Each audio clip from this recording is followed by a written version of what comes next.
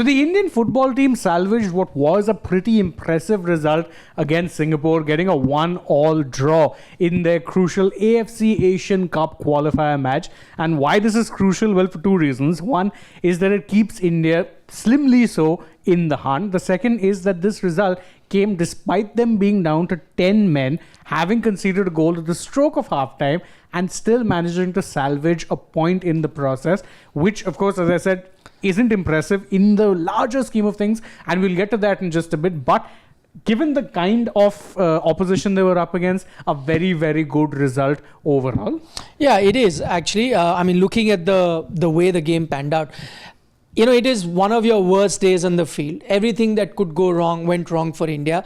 And despite that, if you walk away with a 1-1 draw, it's going to be very important in the larger scheme of things. And we'll try and show you that as well. If you take a look at the points table right now, this is what it's looking like at the moment. India were bottom before this particular game started. They were last. And this is a 4-group table.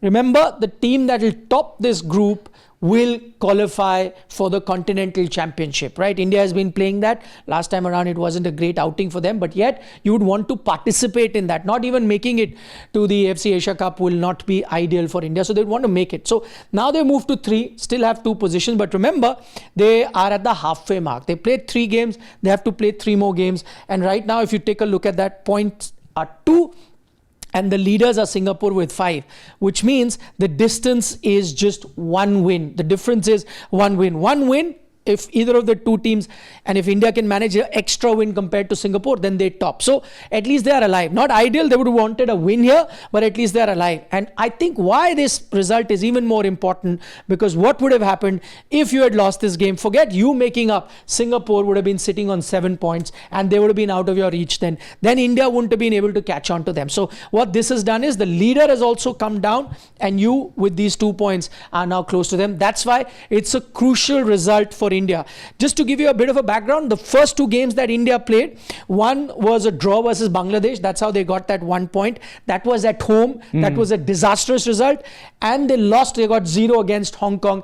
But that was away. So the good thing is they'll play Hong Kong and Singapore, both that are on top of them right now. They've done with the away matches. Now they'll be playing at home. So there in India has the advantage. They'll only have 1 away game versus Bangladesh. Also, those 2 results came when Indian football was a bit of a doldrum, where they had a coach, the previous coach as well. And that's why you could say that the results weren't great. That is why he was fired midway. Now with a new coach in Khalid Jamil, you saw how they did in the previous tournament as well. It seemed like a more organized team. And I think what you saw today with the Indian team is Khalid, and I always say this is a hallmark of a good team. When everything is going wrong, it's a bad day, you're not creating too many chances, yet you get a point. I think that will serve them well. And remember, he's not getting all the players. Under strength team is available. Players not even reaching in time for the camps. He's not getting a chance to really organize this team really well, Khalid Jamil, at the moment. Yet, what is the one thing that we saw with this team? That they worked really hard. And that is something that will maybe reflect when we take a look at their stats in terms of how the game really panned out. I mean, because if you look at every overlying or underlying stat, pretty much everything is in favor of how is it that Singapore were dominating. Possession 63%, corners 6-0. 0 for India. Not 1. They had far more attacks overall. They had more throw-ins India had, but that doesn't really matter as a metric. So attack, see the difference, 77-45. Singapore completely dominating. It's almost double when you're looking at it from some ways. So that is crazy, every single metric. But what I really like, see, India were down to 10 men, yet you saw an organized press from the front line. The front 3 were pressing organized. The back 4 were sitting robust, and they were sitting deep, compact. Everyone was working hard. When it was out of possession, even if there was a counter chance, the forwards were tracking back. That's very good. That was nice to see. It was something you were lacking sorely under Manolo Marquez. You didn't see hard work. You didn't see that hard work. With Khalid Jamil, if nothing else, you will get a team that is willing to run. And you're talking about them not getting camps. The domestic season hasn't started. So a lot of these players are severely undercooked anyway. The few players who are playing would be the ones who are playing potentially in Continental, AFC Champions League 2, the FC Goa players, the Mohun Bagan players. All the Mohun Bagan players boycotted their last game. But still, it'll be those players. And they're also playing few and far between. So everything actually is not in favor of them. That they still managed to get this result, very, very impressive.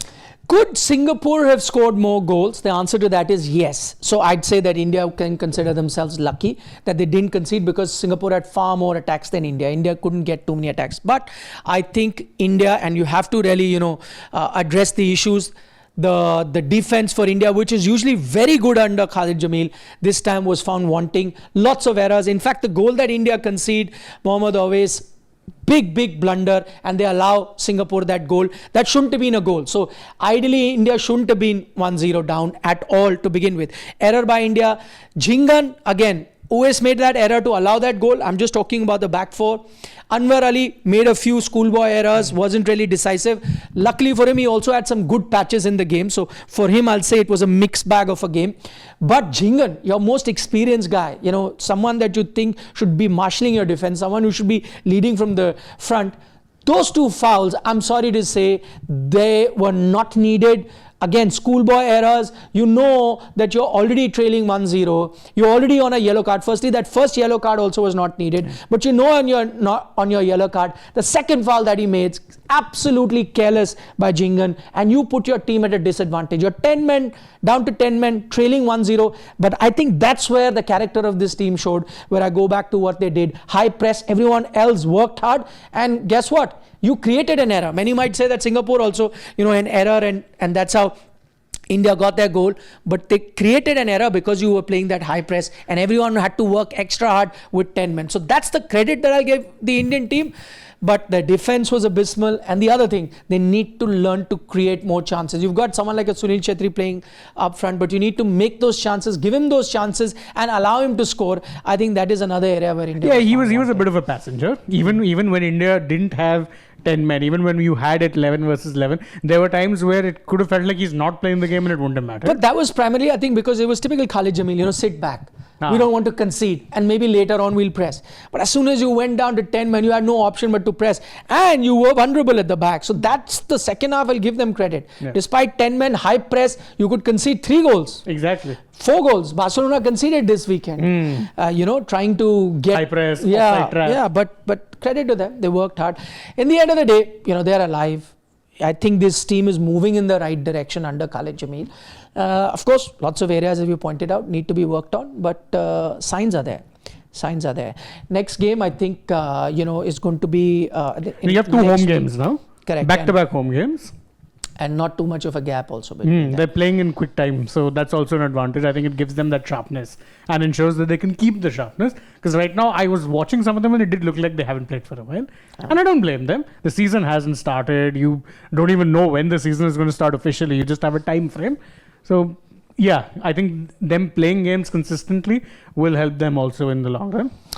We can't guarantee what results they're going to come up with, but what we can guarantee is that we'll be back on Sports Today with all the updates about the Indian football's campaign to qualify for that Continental Championship. For the moment, from both Shane and I, thank you so much for watching. Give us a like in the video if you enjoy our content, and don't forget to subscribe to Sports Today. Bye-bye.